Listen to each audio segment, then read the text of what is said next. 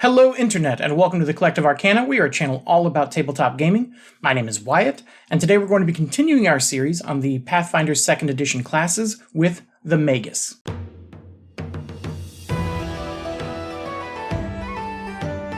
If you like this type of content, don't forget to like and subscribe. It lets us know what you want to see more of. The Magus combines martial and spellcasting ability to devastating effect. It came to us in the Secrets of Magic book alongside the Summoner. Let's start with stats and progression. The Magus' key ability scores are a choice between Strength or Dex, and it gets 8 plus your Constitution modifier HP per level. For skills, the Magus is trained in Arcana, and 2 plus your Intelligence modifier additional skills. Now, while the Magus is a Strength or Dex as its primary boost, it does still typically want some Intelligence modifier, so you should still get a good number of skills.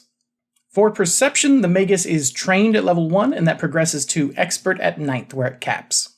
For saving throws, the Magus is Expert in Fortitude, and that progresses to Master at 15. It's also trained in Reflex, and that progresses to Expert at 5th level. And it is Expert in Will, and that progresses to Master at 9th level. For attacks, the Magus is trained in Simple, Martial, and Unarmed attacks. That progresses to Expert at 5th level and Master at 13th. Magus also gets weapon specialization at 7 and greater specialization at 15th. It does not naturally get critical specialization for any of its weapons. For defenses, the Magus is trained in light and unarmored defense, and that progresses to Expert at 11th and Master at 17.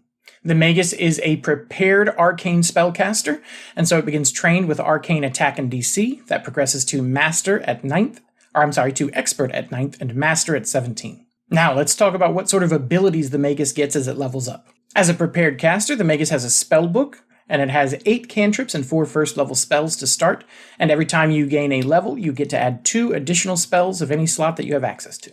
As a prepared caster, the Magus can also pick up additional spells known as they progress through their career with downtime and a little bit of gold. The Magus is a bound or bounded spellcaster. Like the Summoner, it does not get full 10th level spell slots, and it gets very few spell slots per day. Additionally, as it gains access to new spell levels, it loses lower level slots. Functionally, at level 5, you get your 3rd level spell slots, and you lose access to your 1st level spell slots, meaning that generally you have 2 of your highest 2 level spells known. It's very confusing. We have a chart here.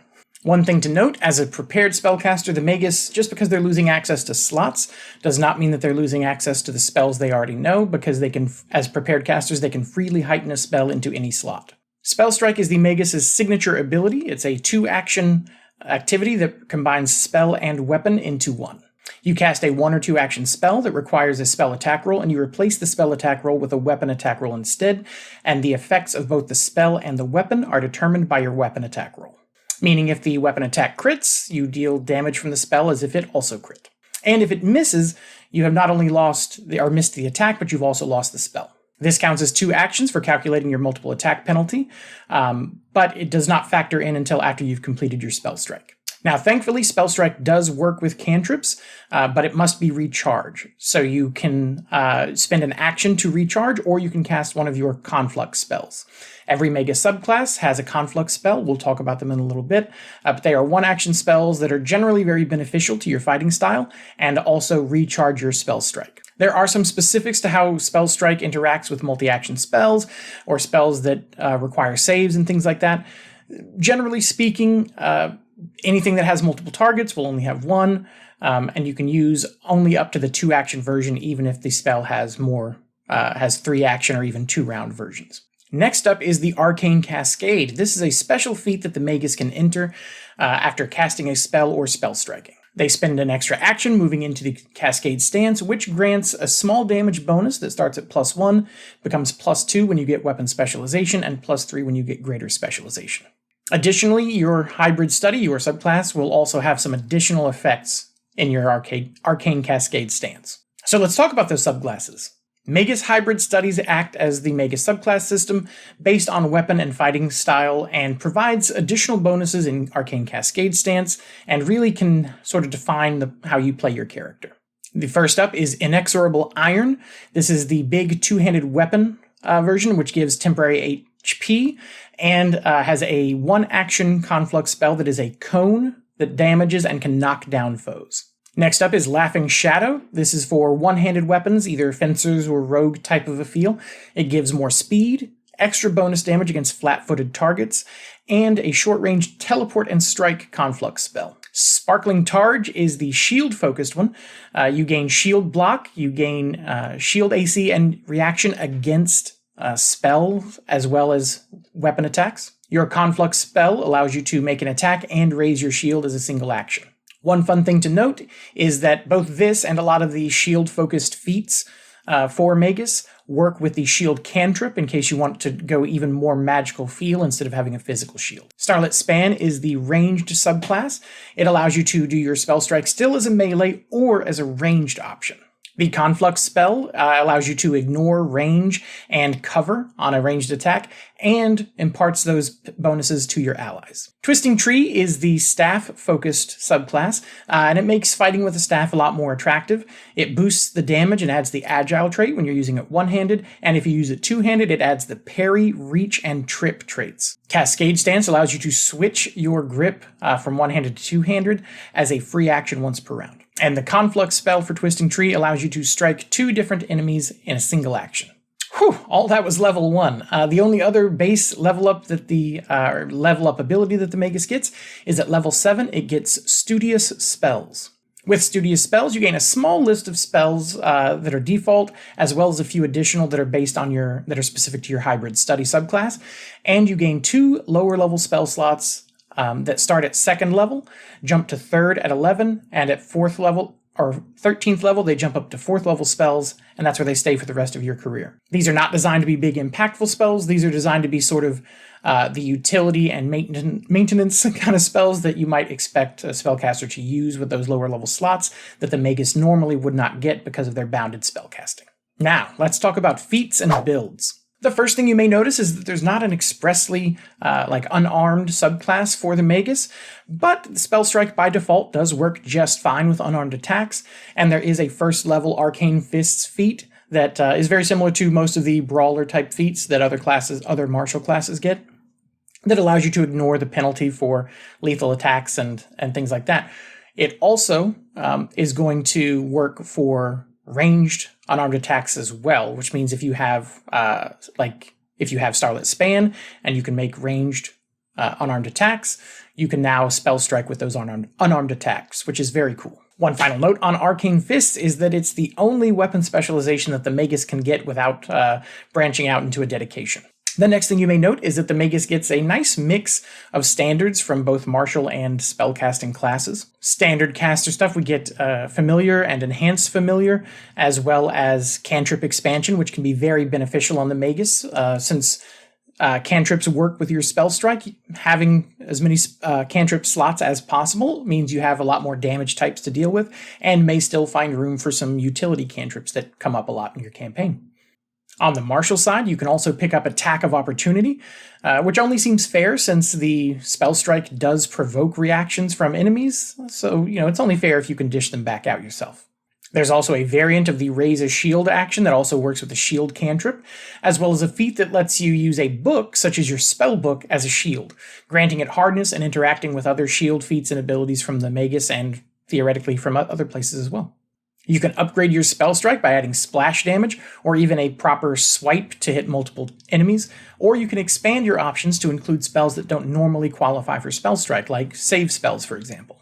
Each hybrid study gets a specific feat at 4th and 10th levels, so you can lean into its strengths, and there are a number of feats to let you make knowledge checks for free or as a bonus as part of your attacks, or and often with a bonus to the roll as well.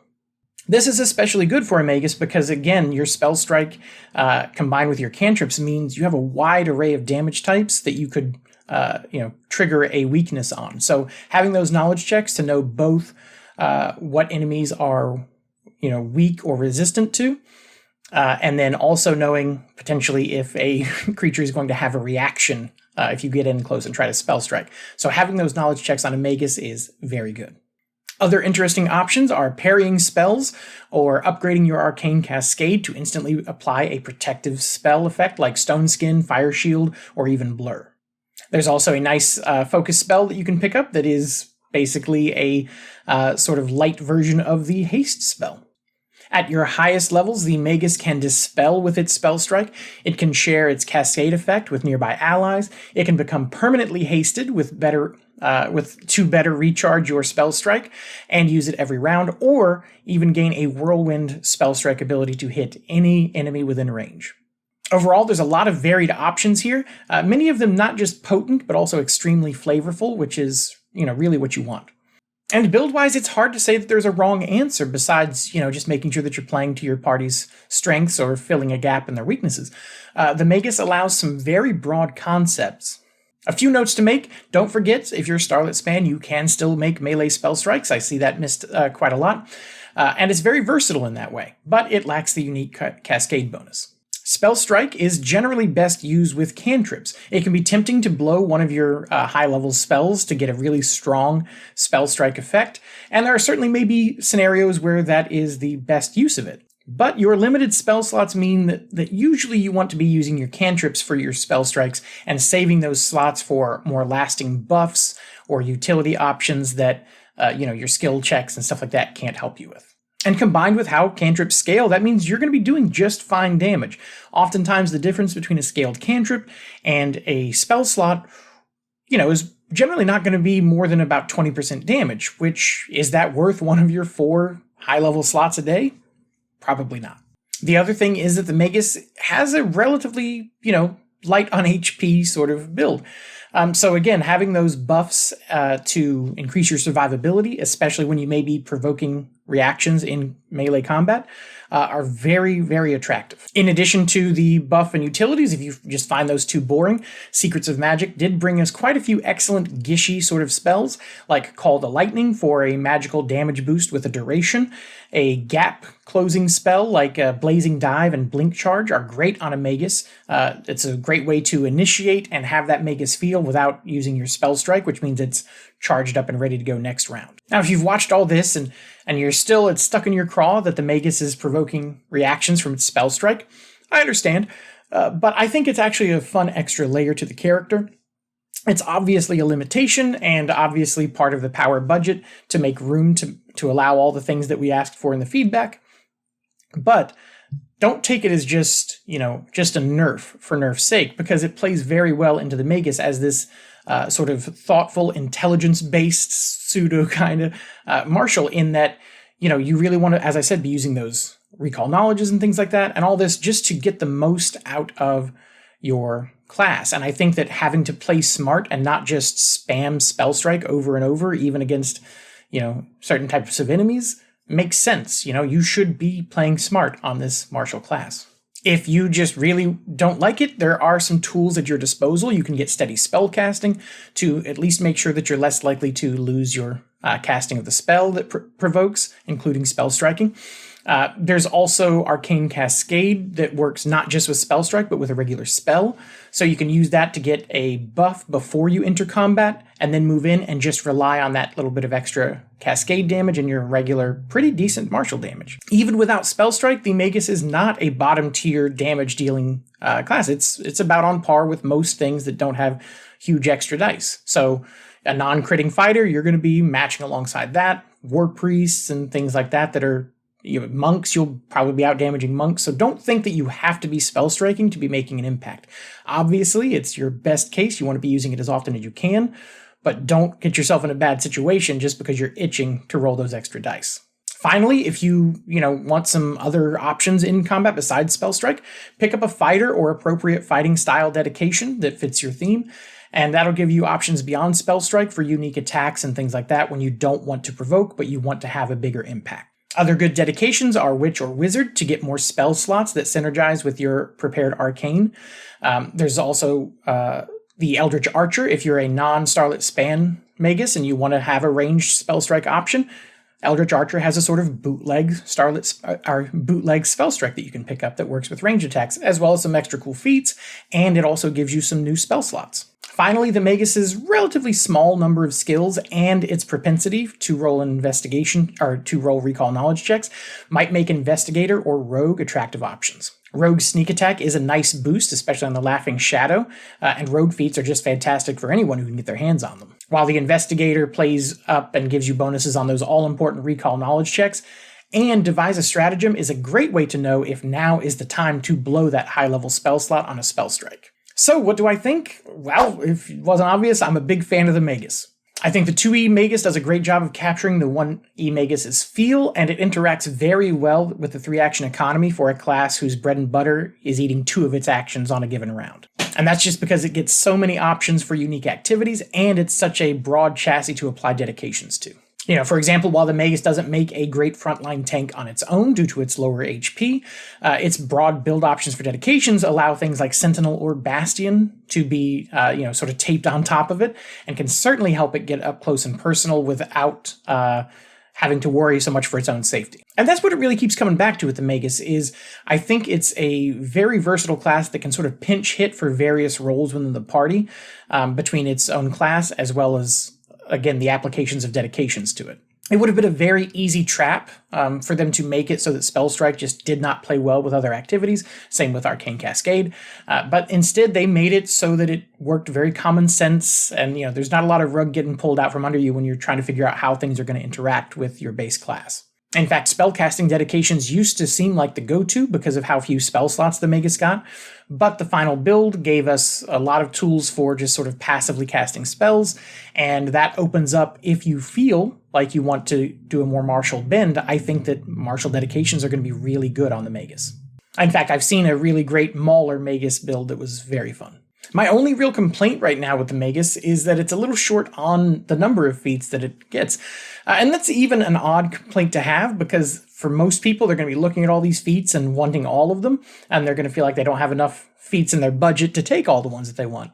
But just because at higher levels, there's 16, 18, and 20, I think there's only 2 different feats each for Magus, which means that if you've got a few in your, a few games running and there's a couple of Maguses, if they make it to high level, they're probably going to be picking up a lot of the same feats towards the end.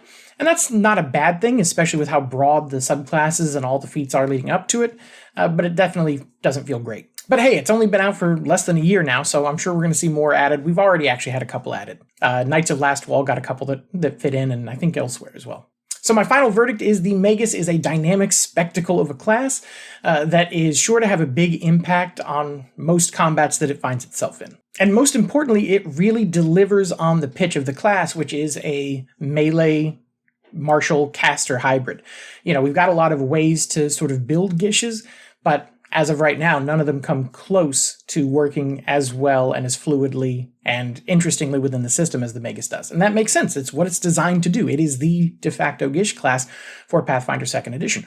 We'll certainly get more that will, toy with different sides, different ratios of Martial and Caster as we go. But as far as something that is right there in the middle, I think this is pretty well it. So, have you got a Magus in your party? Have you played one? Do you want to play one? Let us know down in the comments what your experiences are, or how excited you are to have some if you've got one brewing and ready to go. Thanks so much for watching. We really appreciate it. We'll see you next time. Welcome to the Collective.